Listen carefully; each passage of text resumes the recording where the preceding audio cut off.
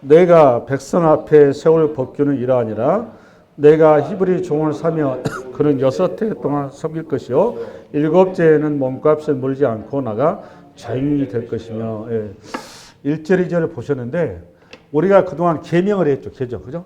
그 율법은 3개로 구성이 되어 있어요. 첫 번째는 십계명이라고 해서 우리 이제 성경에 보면 그 계명과 율례와 법도 자꾸 나오죠. 이거를 계명이라고 표시를 해요. 성경에서는. 이게 이제 헌법에 해당하는 거예요.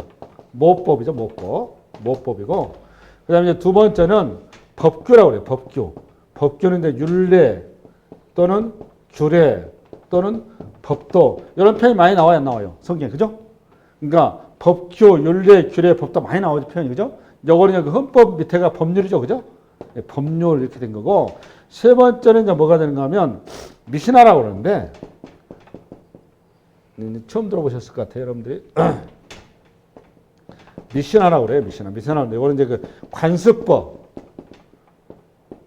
전통 이와 같이 이런 것들이 하나의 이제 법조화돼서, 그러니까 율법이 크게 3가지로 구성이 되어 있고, 여러분 잘 알고 탈무드 있죠?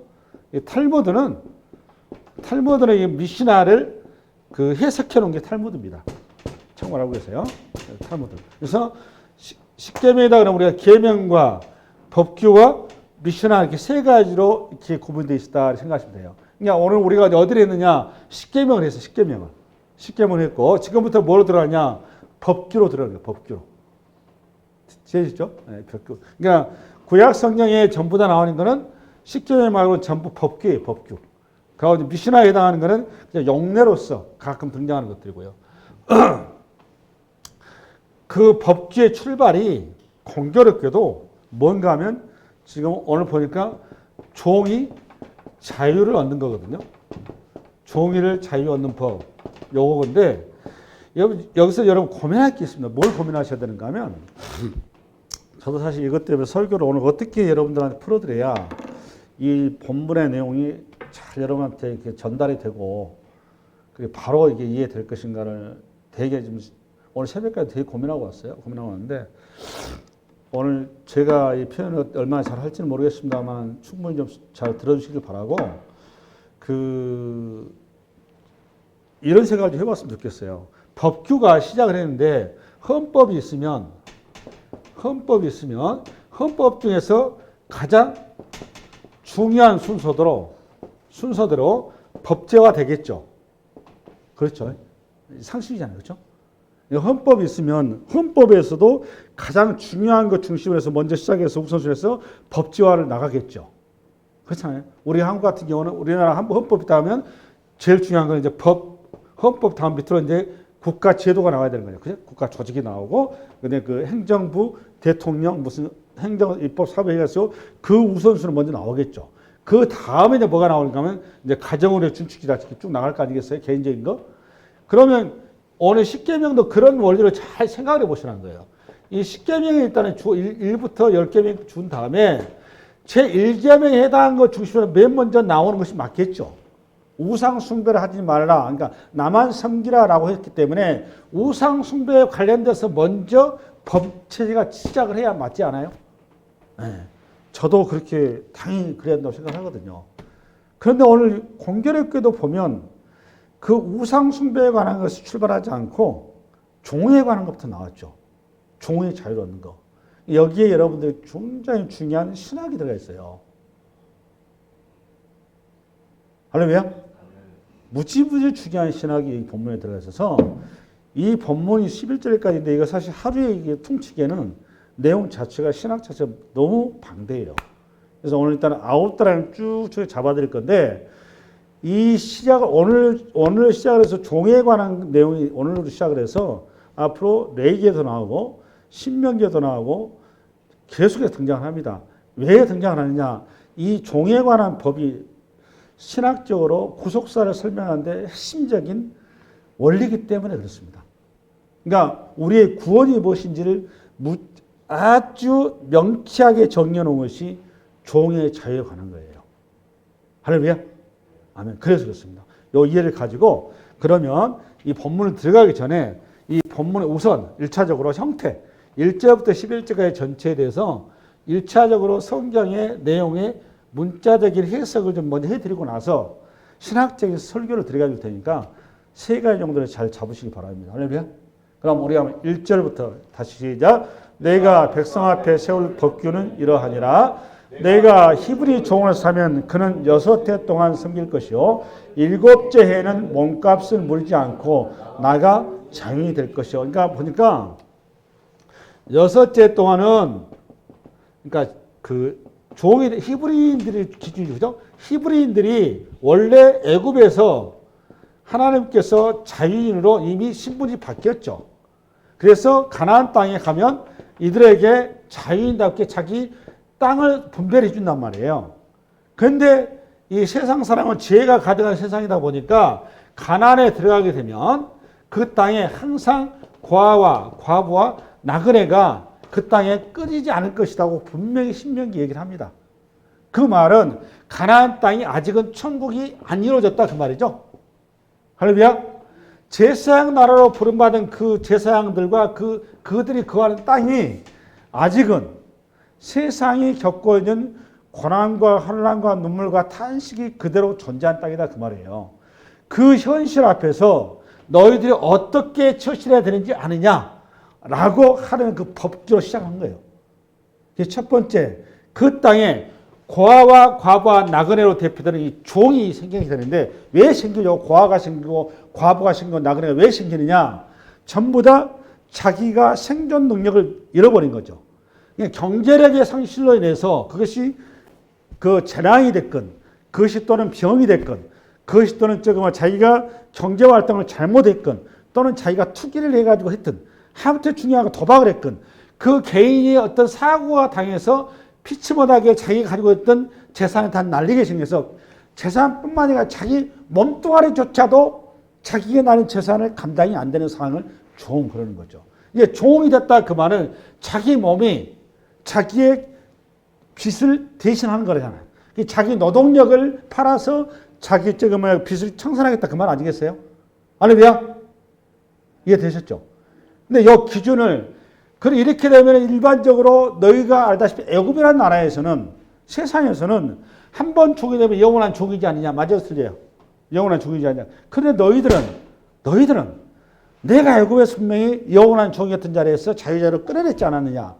그렇기 때문에 너희들은 애굽의 세상 사람들이 생각하는 그런 원리와 삶과 자리로 가면 안 된다 그 말이에요.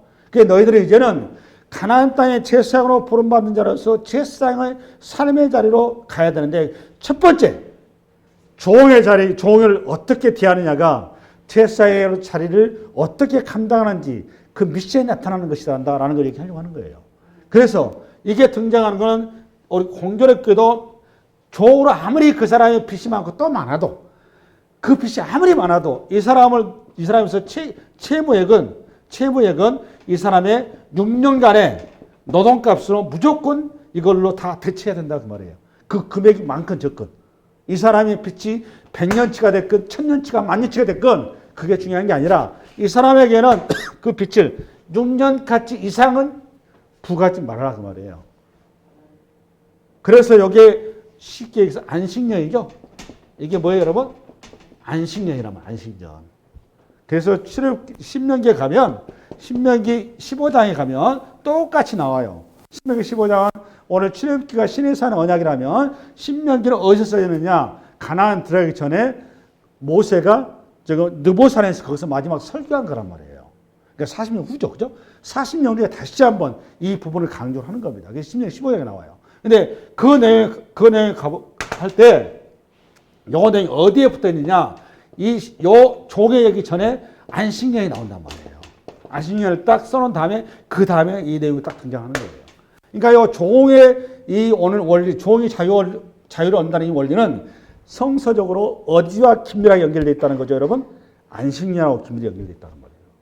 동시에 레위기에 가면 이게 어디에 나오냐? 레위기 25장에 등장을 합니다. 그럼 레위기 25장에 또 뭐가 나오느냐? 거기는 희년이 나와요, 희년. 여러분 희년이 뭔지 아시죠? 희년은 50년 만에, 그렇죠? 그러니까 당연히 오늘 종의 자유를 얻는 거는 이 성서의 기본 베이스가 뭐라는 겁니까? 딱 보니까. 네? 안식년과 희년이 갖는 의미가 뭐예요, 여러분? 구원이죠, 구원. 구원이 뭐예요? 단순하게 육전치 때문에 얘들 그냥 해봐 자유주라 비슷한가면서라 이런 얘기 하려고 하는 게 아니에요. 굉장히 중요한 성서적인 신학이 들어가 있는 겁니다. 이게 지금. 그래서 제사장으로 부름받았고 너가 나의 자녀지 않느냐, 나의 아내지 않느냐 그렇잖아요. 우리는 예수님의 아내예요. 그렇죠? 우리는 하나님의 자녀예요. 너가 자녀로서 나의 부부관계로서 이제는 어떤 삶을 지향해야 되고 어떤 태도를 가져야 되고 네 가장 가까운 이웃인 그들에게 너가 어떤 삶으로 어떻게 돼야 되는지에 대해서 얘기하겠다. 그래서 대표적으로 너희가 가장 밀접한 종에 대해서 얘기하겠다. 실반한 이거란 말이에요. 할렐루야. 그 다음에 3절 시작. 만일 그가 단신으로 왔으면 단신으로 나갈 것이요 장가들었으면 그의 아내도 그와 함께 나가려니와 만일 상전이 그에게 아내를 주어 그의 아내가 아들이나 딸을 낳았으면 그의 아내와 그의 자식들은 상전에게 속할 것이요 그는 단신으로 나갈 것이로되 만일 종이 분명히 말하기를 내가 상전과 내 처자를 사랑하니 나가서 자인이 되지 않겠노라 하면 상전이 그를 데리고 재판장으로 갈 것이요 또 그를 문이나 문설주 앞으로 데리고 가서 그것에게다 쏜 것으로 그의 길을 뚫을 것이라 그는 종신토록 그 상전을 섬기리라. 여기까지 3절에서 6절 내용은 여러분들이 정리가 되세요? 정리가 안 됐죠. 정리가 될 리가 없겠죠. 이게 우선 1절부터서 6절까지는 남종에 관한 규정이에요. 남종 1절에서 6절은 남종에 관한 것이고 7절부터 11절은 여종에 관한 겁니다. 여종. 이 두 가지가 되어 있는데 이 남종은 우선은 혼자서 본인이 신용 불량자가 돼가지고 그 파산이 돼가지고 이 부분을 해결하기 위해서 본인 혼자 독신으로 살 때는 혼자 들어가가지고 그 채권자 집에 들어가가지고 거기서 6년 동안 자기 채무를 갚으면 되는데 만약에 가족이 있을 경우도 있잖아요. 그죠? 가족이 있을 경우는 가족이 다 종이 되는 거죠. 6년 동안 가가지고 반드시 6년 지나면 다시 나와야 된다. 그 말이에요. 여기까지는 문제 없어요. 그렇죠? 근데 뭐가 문제인가 하면 그 4절, 5절, 6절부터 거예요. 4절 열어봐. 4절. 상전이 그에게 아내를 주어 그의 아내가 아들이나 딸을 낳았으면 여기에 문제예요. 그러니까 결혼하기 전에 그 채권자, 그러니까 주인 집에 본인이 결혼 전에 총각 때 들어갔는데 총각 때 아마 도박해가지고 아마 거들러 들어간 것 같아요. 들어갔는데 이 주인 집에 가가지고 주인한테 너무 잘 보인 거예요. 잘 보여가지고 지금 굉장히 괜찮네. 이제 걔가 청소했겠죠. 그래서 상전이 이 종을 결혼을 시켜준 거예요. 결혼을. 자기 집에 있는 여종을 붙여준 거라 그 말이에요. 무슨 말 이해하셨죠? 여종을 붙여서 이게 여기서 가정이 이루어졌으니까 여기 자식을 낳았을 거 아니에요. 그래. 자식을 이런 경우에 이제 6년이 됐다 그 말이에요. 6년이 됐으면 이런 경우에 가정 통째로 나가지 못한다 그 말이에요. 누구만 나간다는 거예요? 본인만 나가라 그 말이에요. 여러분 이렇게 딱 보니까 이 상전이 굉장히 이상한 사람이죠. 이상하잖아요. 그죠? 네. 골치 아프잖아요. 그런데 이제 이 사람이 이제 고민이 생긴 거예요. 무슨 고민이 생긴 거죠?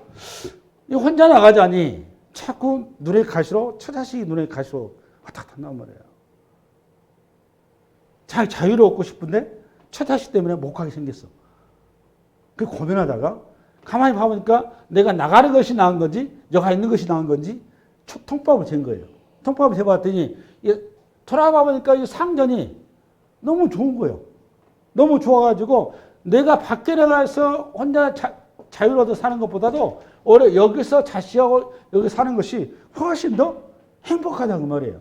그래서 나는 아예 이 7년째 자유 요걸 포기하고 아예 영원토록 이 주인의 뭐가 되겠다.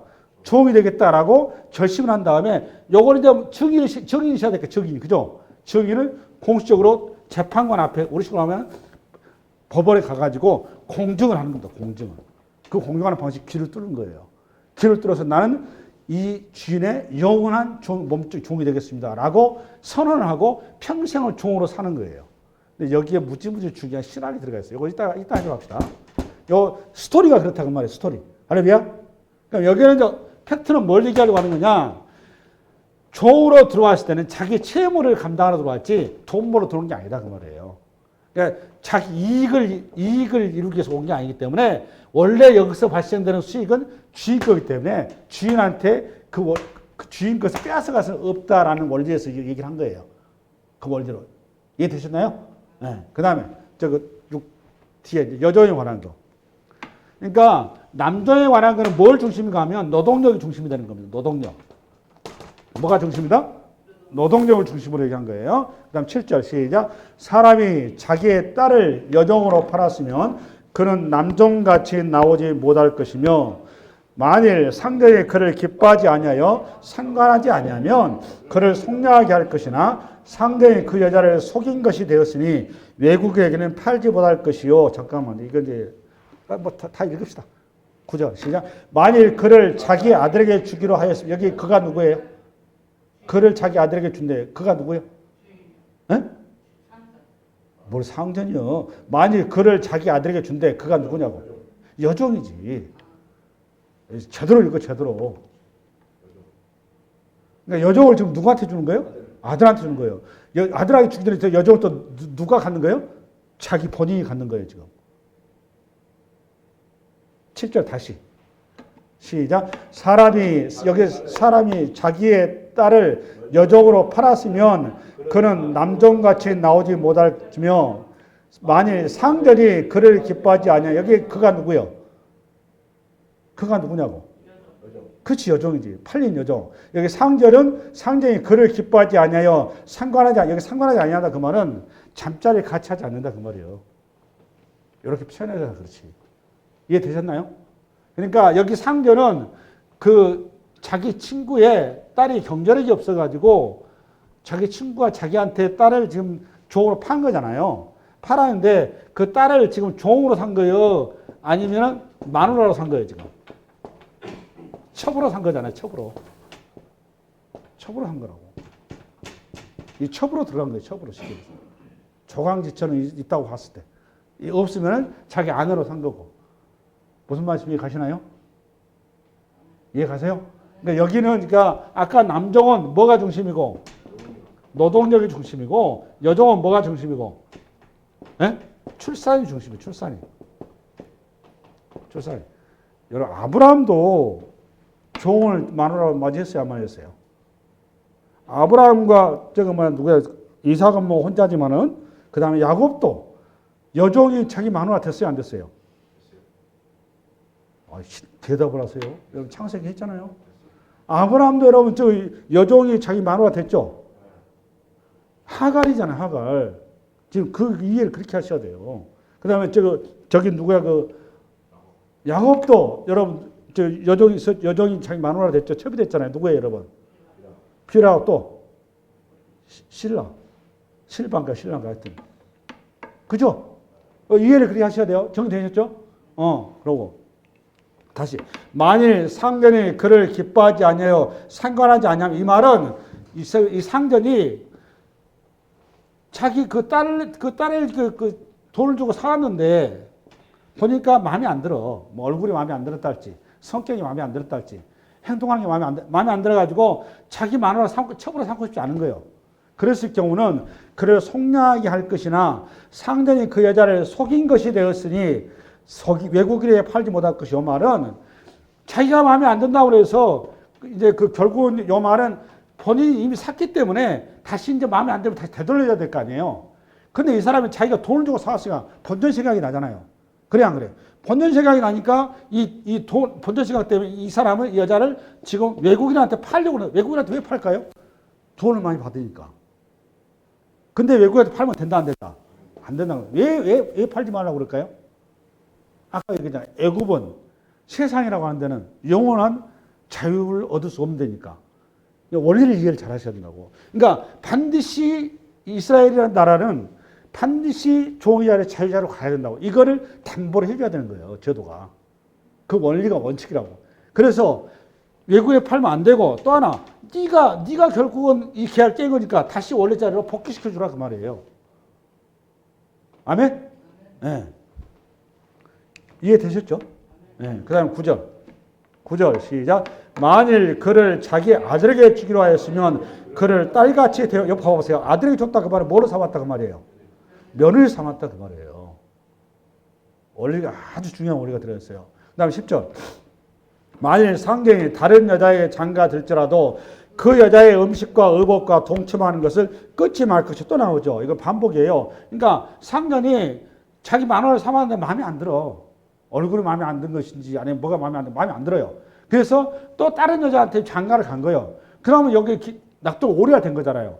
그럼 여 여자를 우리 식으로 말하면 내 패키지 말아 그 말이에요. 네가 책임져라 그 말이에요. 여기 단순한 음식과 의복과 동침이라는 말은 이 여자의 인생을 책임지라 그 말이에요. 단순하게 무슨 음식, 의복, 동침 이런 얘기 하는 게 아니에요. 그러니까 그 여자를 철저하게 종이 아니라 뭘로 대우하라 그 말이에요. 보니까 자유인으로 대우하라 그 말이에요. 핵심이 그거예요. 그 다음에 12절. 자, 그가 이 세 가지를 시행하지 않냐면 여자는 속죄를 내지 않고 거저 나가게 할 것이니라. 할렐루야. 그러니까 여자의 모든 빚이 탕감된다 그 말이에요. 예. 여기까지 이제 팩트고 내용은 팩트는 정리가 되셨죠? 팩트는 이제 정리가 되셨어요. 요 정도 내용은 뭐 여러분들이 제 설교 안 들어도 강의를 안 들어도 일반 강의 들으면 들을 수 있는 내용이에요. 근데 지금부터가 중요해요. 지금부터 여러분 귀 쫑긋하고 들으셔야 돼요. 이게 뭘 얘기하려고 하는 것인가라는 겁니다. 여러분 그 이스라엘은 하나님께서 이스라엘 시조인 아브라함이죠. 아브라함을 불러서 하나님께 언약을 맺죠. 언약을 맺어가지고 세 가지예요.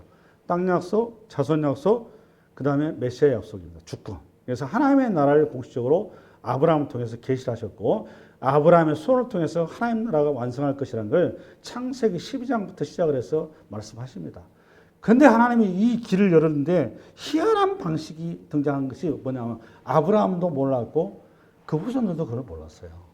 아브라함이 뭘 몰랐느냐. 10년이 되도록 하나님 나라에 대한 영적인 세계가 눈이 열리니까 육적인 현실을 자꾸 이해를 한 겁니다. 10년이 돼도 여러분 하나님께서 작소하시듯 하늘의 별처럼 땅의 티끌처럼 바다의 모래처럼 자손이 일어서려면 바로 아들이 생산이 되고 구주장 아들이 첫째가 아니라 한 쌍씩 나오고 계속 퍼져나갔어야 되는데 10년 동안 애 새끼가 한 명이 없어요. 아들이 안 나와. 오지 답답하니까 여러분 뒤에 가면 여러분 제가 첩을 세우잖아요. 아브라함이 10년을 기다리다가 안 되니까 하나님 앞에 때를 쓴 거예요. 하나님 우리 말씀을 하지 마시고 현실적으로 좀 얘기 좀 하시자고. 하나님께서 그래 너가 물증을 요구하지 내가 물증을 제시하마 공식적으로 회프로 언약을 하신단 말이에요. 그게 창세기 15장이에요. 거기서 언약을 하시면서 하나님께서 드디어 속내를 뭘 얘기하려고 했었느냐. 내가 너를 하나님 나라의 제사장으로 불렀는데 제사장의 길이 무엇인 줄 아냐. 이 제사장의 사명이 무엇인 줄 아냐. 여기를 첫 하나님의 본심을 드러낸 자리가 창세기 15장이에요. 창세기 15장. 그 내용 창세기 15장 열어봐봐. 시작.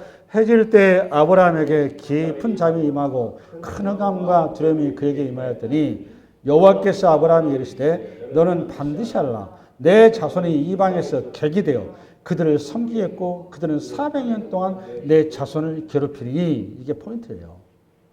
여호와께서 아브라함에게 이르시되 너는 반드시 하라. 뭘 하라는 거죠? 내 자손이 이방에서 객이 되어 그들을 섬기겠고 그들은 400년 동안 내 자손을 괴롭히니. 그러니까 네 자손이 하늘의 별처럼 땅의 모래처럼 바다의 모래처럼 땅의 티끌처럼 일어나는데 그 자손이 반드시 뭐가 된다는 거죠, 여러분? 네? 종이 된다는 거예요. 종이. 이게 포인트. 네 자손이 반드시 종이 돼서. 근데 네 자손이 종이 되는데 이 종이 되는 이거를 제사장의 신분을 제사장의 자리를 감당해야 되기 때문에 반드시 낮아져야 된다 그 말이에요. 낮아져야 된다. 왜 그렇다고 여러분? 이 종의 자리는 우리식으로 하면 죄의 자리란 말이에요. 이게 죄. 신학적으로 얘기하면 죄. 종이라고 합니다. 로마서 6장에 가면 잘 나오잖아요. 우리가 원래 죄의 종이었는데 이제 예수 안에서 의의 종이 됐다고 하잖아요. 로마서에 나오잖아요. 6장에. 할렐루야. 그러니까 제사장이라는 자니까 아브라함한테 그동안 여러분 설교 들으신 것처럼 무슨 이 땅에서 잘 먹고 잘 입고 잘 사고 부자 되고 하는 일마다 복 받아가지고 시온이 데려가고 향토하고 그런 헛소리 하는 거 아니에요. 그런 거 하나님 약속한 적이 없어요. 그런 언어를 빌려서 하나님 나라, 비교할 수 없는, 이 땅에 이런 썩어질 것과 비교할 수 없는 영원한 것이 약속하신 거예요. 영원한 거를. 그런 인간의 언어를 통해서. 여러분 이거 확실히 붙드셔야 되는 거예요. 이거 붙드셔야 여러분들이 천국에 제대로 가는 거고 하나님의 진짜 백성 되는 겁니다. 할렐루야. 그러니까 하나님께서 이제 제대로 이때부터 서서히 본심을 드러낸 겁니다. 너는 나의 종이야 그 말이에요. 근데 내 종일 때만이 정말로 진정한 자유인이 되는 거야 이 말이에요. 너는 그동안 누구의 종이었는데 세상의 종이고 죄악의 종이었는데 너가 드디어 이제 나의 종이 돼서 진정한 자유를 얻은 거야 이 말 한 거예요. 할렐루야.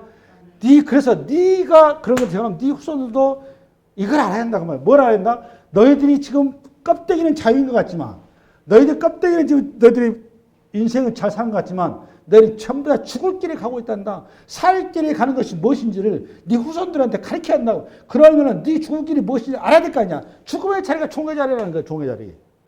그 경험을 시켜서 네 자손이 종이 될 것이다 그 말이에요. 그런 다음에 이들을 종이 된 자리에서 10가지 재앙 중에서 마지막 무슨 재앙을 통해서? 그냥 안 빼냈죠. 그죠? 그냥 안 빼냈어요. 뭐 통해서? 어린 양의 피를 발라서 어린 양의 희생을 통해서 내가 죽어야 될 자리에 어린 양이 대신 죽어서 내가 구원을 얻게 됐죠. 이게 출애굽 사건이죠. 이 놀라운 구원의 원리를 퍼포먼스를 한 거예요. 퍼포먼스. 민족 한 국가를 통해서. 할렐루야. 그리고 그들을 시내산에 앉힌 다음에 시내산에 세운 다음에 십계명을 주신 겁니다. 드디어 자유를 얻은 자가 누리게 될 가치와 영광과 복이 무엇인지를 10가지 말씀을 통해 쭉 주신 거란 말이에요. 그게 십계명이에요. 그 십계명의 말씀의 핵심이 뭐냐? 너희는 이제는 종이 아니고 자유가 되었다. 그리고 이것이 너희에게 진정한 행복이다. 근데 너희를 알아야 된다. 너희가 이제는 사명자인데 뭐를 사명받았다 그러면 죄 가운데 있는 저 구원이 무엇인지를 가르치기 위해서 이 말씀을 준 거란다. 이거 아니에요. 십계명이. 할렐루야. 그리고 첫 번째 법주로 등장한 것이 종의 자유를 얻는 법. 이걸 얘기하신 거예요. 다시 한번 뭘 얘기하려고 하신 겁니까? 딱 보니까 뭘 기억하라는 거예요, 여러분? 이스라엘 백성들한테 첫 번째 구원이 무엇인지 기억하라 그 말이에요. 애굽 땅 종 되었던 데서 구원함 받은 나, 내 존재가 무엇인지 기억하라 그러면 그게 신명기에 잘 나옵니다. 신명기 그 15장 여러분.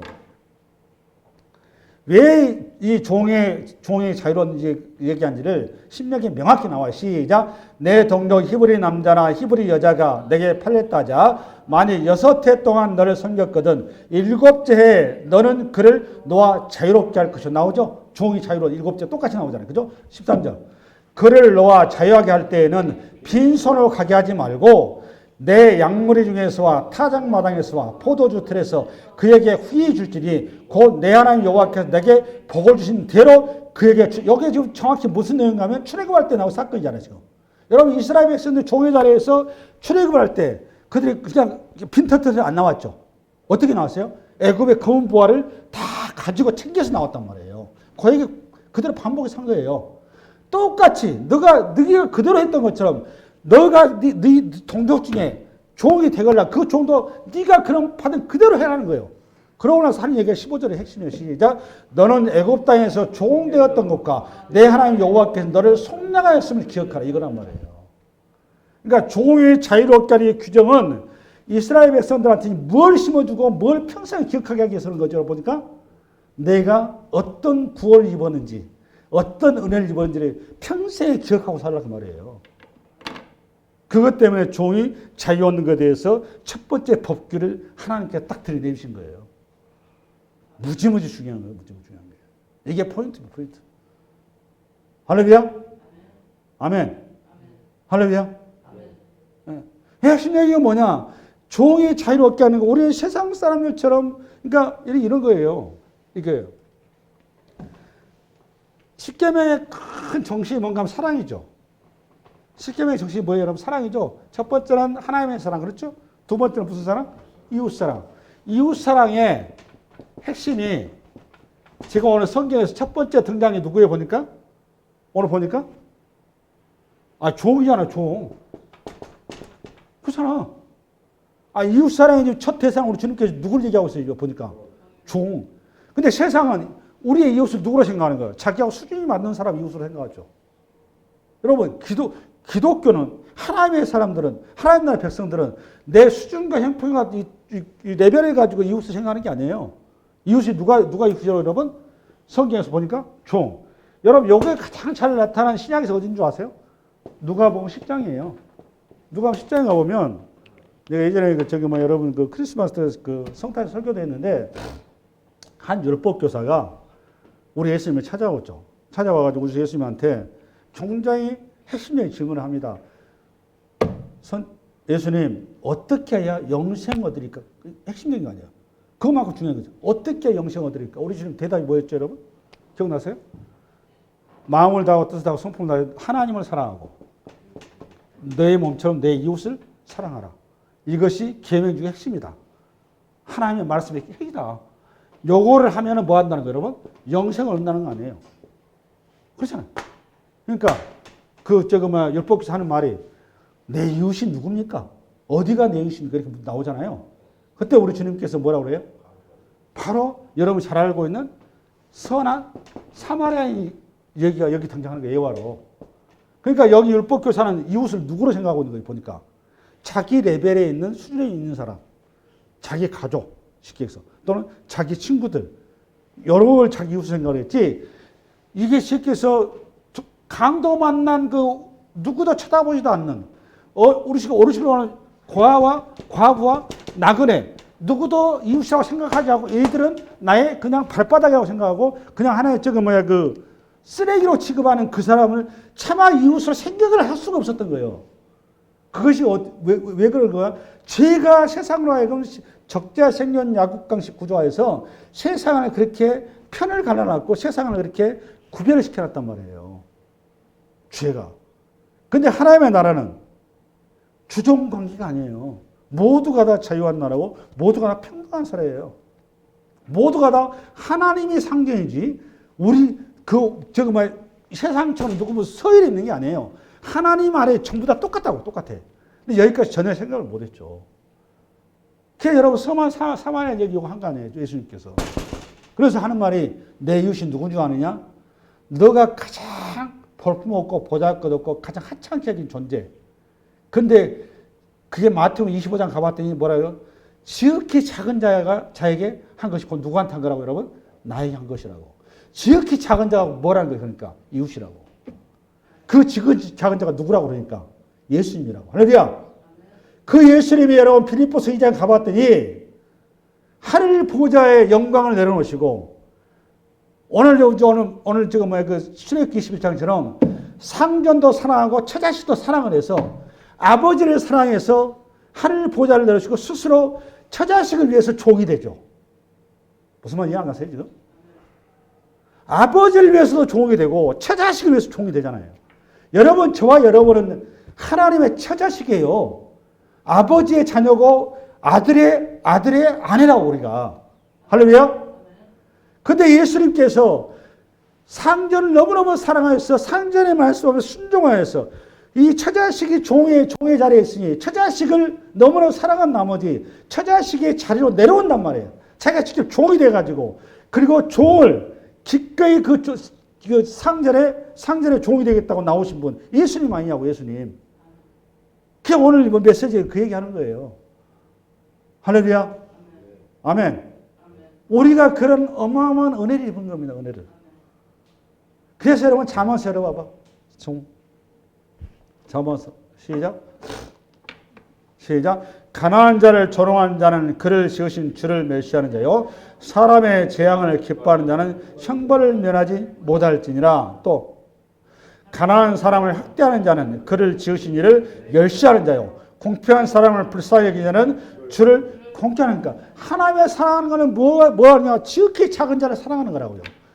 종으로 여기지 아니하고 종을 한 인격으로 여기고 종을 나의 아들과 내 딸로 여기는 거, 내 아내로 여기고 내 처자식으로 여기는 거, 그게 사랑이라고. 그게 믿음이고 그게 제사장의 길이라고요. 그래서 히브리 공동체에서는 종이라고 해서 우리 이 땅에 생각하는 세상 나라 생각하는 그런 길이 아니에요.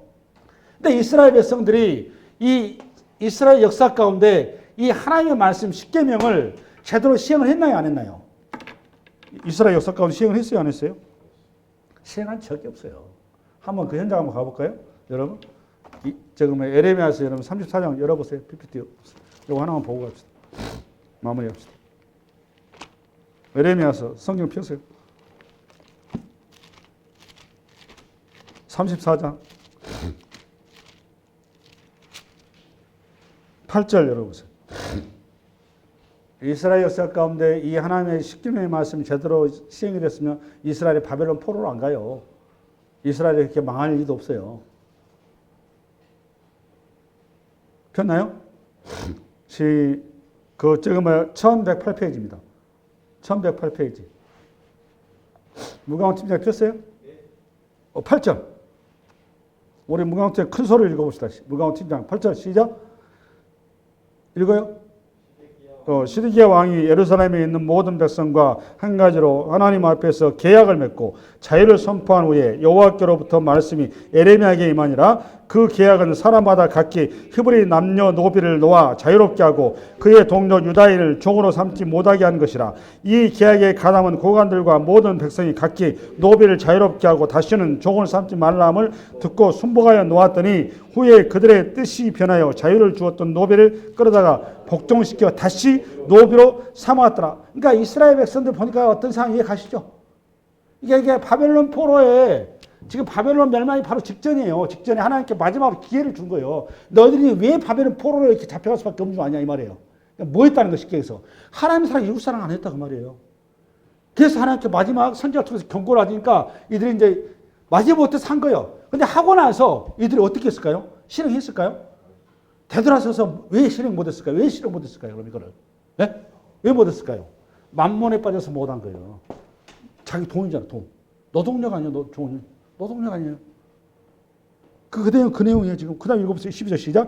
그러므로 여호와의 말씀이 여호와께로부터 에레미야에게 임하 이르시되 이스라엘 하나님 여호와께서 이와 같이 말씀하시니라. 내가 너희 선조를 애굽 땅 종의 집에서 인도하여 낼 때에 그들과 언약을 맺으며 이르기를 너희 형제 히브리 사람이 내게 팔려왔거든 너희는 7년 되는 해에 그를 놓아줄 것이니라. 그가 6년 동안 너를 섬겼은즉 그를 놓아 자유롭게 할지니라 하였으나 너희 선조가 내게 순종하지 아니하며 귀를 기울이지 아니하였느니라. 그러나 너희는 이제 돌이켜 내 눈앞에 바른 일을 행하여 각기 이웃에게 자유를 선포하되 내 이름으로 일컬음을 받는 집에서 내 앞에서 계약을 맺었거늘 너희가 돌이켜 내 이름을 더럽히고 각기 놓아 그들의 마음대로 자유롭게 하였던 노비를 끌어다가 다시 너희에게 복종시켜 너희의 노비로 삼았다. 그래서 어떻게 된 거죠? 바벨론 포로로 한 거예요. 그래서 왜 이들은 못 놓았다고 여러분? 돈의 노예가 돼서 죄의 노예고 세상의 노예가 돼. 애굽의 노예가 됐어. 세상의 노예가 됐어. 근데 가나안이라는 데는 예수 그리스도의 거룩한 신부로 주님의 사랑의 노예가 돼요. 그게 진정한 자유라고요. 그게 진정한 행복이고 그게 진정한 평화고 안식이다 그 말이에요. 할렐루야. 이 말씀이 한 주간 여러분의 삶을 움직이는 복된 말씀 되시기 바랍니다.